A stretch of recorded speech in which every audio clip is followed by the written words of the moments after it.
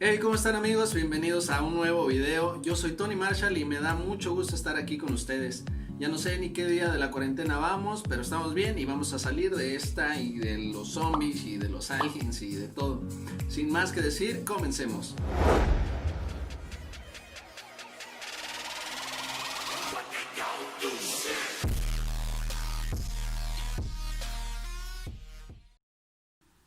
Y bueno, como ya viste en el título del video, hablaremos de esta película El Hoyo, que ha dado mucho de qué hablar además de los memes.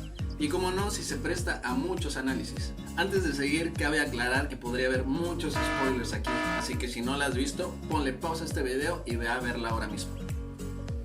Corre, yo aquí te espero.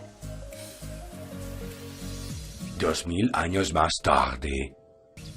Bueno, ya. Ahora, es importante decirles que lo que verás es una interpretación de un servidor, casi comunicólogo titulado, ya falta poco. Y que no soy un gran experto, pero sí fan de este tipo de películas y de preguntarme chorro de cosas sobre ellas. Prosigamos.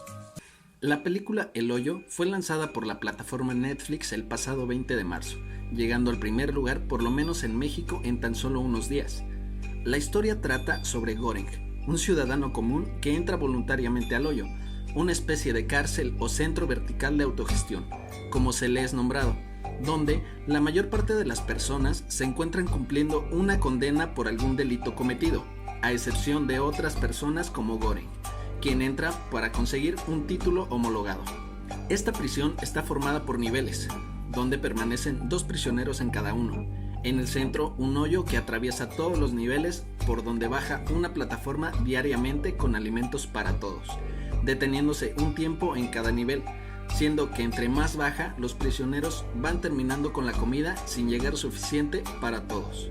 Göring se encuentra acompañado de Trimagasi, un hombre prisionero por haber cometido asesinato involuntario y quien se torna personaje importante durante toda la película, siendo quien le explica a Göring cómo funciona el hoyo, y tras su muerte se le aparece a Göring para seguir hablando con él sobre su propósito de estar en el hoyo y que puede ser el Mesías que necesitan.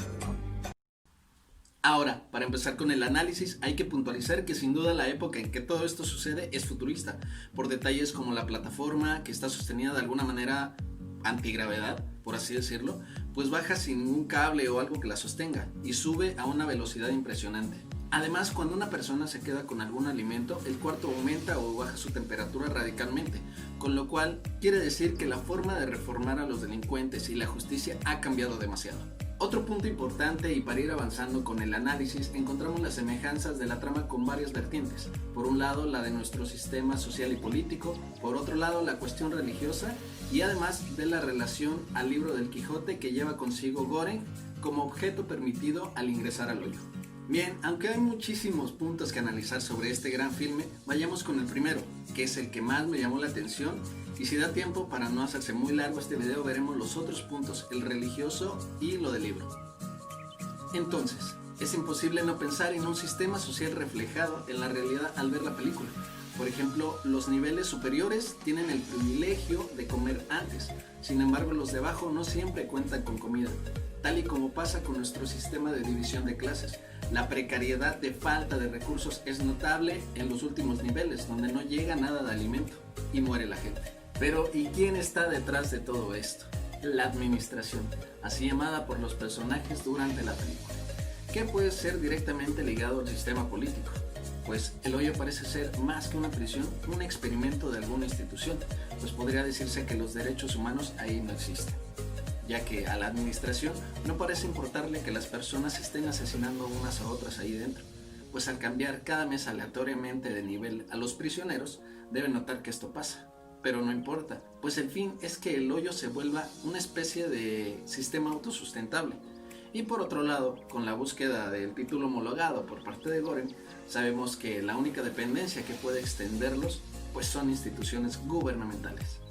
Un punto más intrigante, y para mí el centro de toda la película, es el hecho de que Göring, después de sufrir la carencia de comida en uno de los niveles más bajos, busca romper la forma en cómo funciona el hoyo, bajando sobre la plataforma con la ayuda de su compañero del nivel 6, Bharat, repartiendo así la comida para hacer equitativa la división de esta y que todos puedan comer, tal y como pasa en la realidad, con la mala distribución de los recursos, siendo los movimientos sociales encargados de buscar estos cambios en el sistema en el que vivimos, tal y como están buscándolo hacer nuestros personajes.